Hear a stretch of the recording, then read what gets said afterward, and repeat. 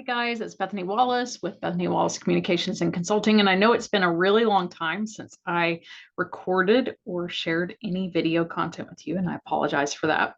I think most of you probably already know that the reason is because I started serving as a stateside missionary with Wycliffe Bible Translators in June. And so I'm in the midst of all of that that's involved, which currently it means that I am in partnership development phase. And so I'm inviting lots of people to be part of my Wycliffe ministry through praying or advocating or learning about Bible translation or giving financially to support the ministry. So what I really wanted to talk about is not that, but I just wanted to explain. That's why I haven't been on much doing video content, because I've really been trying to focus my energy and effort and time on Wycliffe. Today, I had the privilege of doing a video based webinar with Beverly Smith. And Beverly is a career coach and consultant also, and she's based out of Arkansas.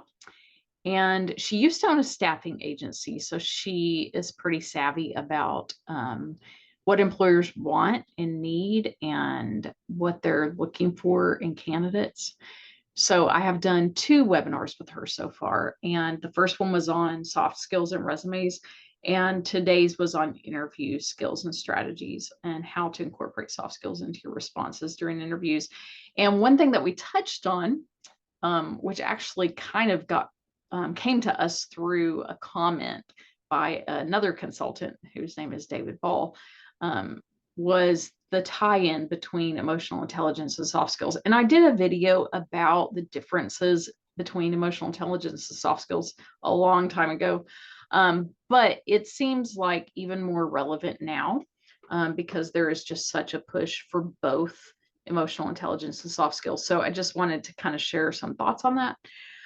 That may clear things up or help you if you're trying to decide as an employer what to spend your money on or your training dollars, or if you're a candidate and a job seeker, it can kind of help you to differentiate between your skills and be able to communicate about that during your interview a little more clearly. So just to kind of provide some clarity, emotional intelligence and soft skills are not the same thing, but they're very interconnected and related. And I would say almost symbiotic, that you can't have one without the other, and they feed off each other. And so I'll give you like an example. So one soft skill that I think is crucial is communication. And in today's workplace, especially, we're seeing such a push for diversity, equity, inclusion, and belonging. Well, you could be a really great communicator, but have zero interest in diversity or be completely exclusive in the way that you treat others. But you could still say the right things and exhibit strong listening skills. So that's an example of strong soft skills, but not much emotional intelligence. But ideally, if you have great emotional intelligence and great soft skills, then you would be able to communicate in a way that is really mindful of others' thoughts and feelings and life situations and circumstances and differences, and be able to maintain pleasant look on your face, even when someone is talking about something that isn't your thing. You would be able to know what questions to ask so that you can learn more about the other person in a way, and asking the question in a way that isn't threatening or judgmental. So the mindful aspect of communication is what makes emotional intelligence part of that soft skill of communication skills. So those two things just complement each other so well. And if you're an employer and you're trying to decide which thing to focus on, as a soft skills trainer and consultant, I would have to advocate for spending your money and effort on training around soft skills instead of emotional intelligence. And here's why. Because I think the emotional intelligence piece is so intrinsic and internal that it's much more difficult to train or teach someone to improve or grow in that area. Like, for example, intrinsic motivation. Most people are either intrinsically motivated or they're externally motivated, maybe a combination of the two. But there's not much that you can do to motivate someone to become more intrinsically motivated. You can't make someone want something.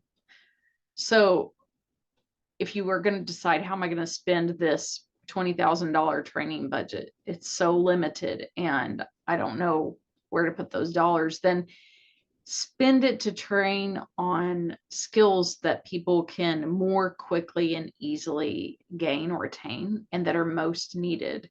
And over and over and over again, we're seeing in the workplace, and especially with Gen Z, that soft skills are crucial, that they are lacking, and that they're seriously needed in order to maintain good relationships with clients and customers and patients, and all to just boost all interactions and improve interactions even within the workplace between employees. So there's my plug for soft skills training.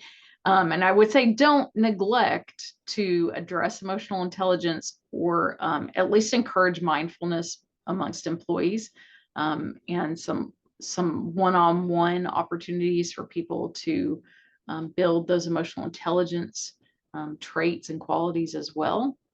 But probably your money is going to be better spent if you invest in soft skills training. And that's just my opinion. I'm open to discussion on that. So if you have an argument in the other direction, feel free to comment and we can talk about it.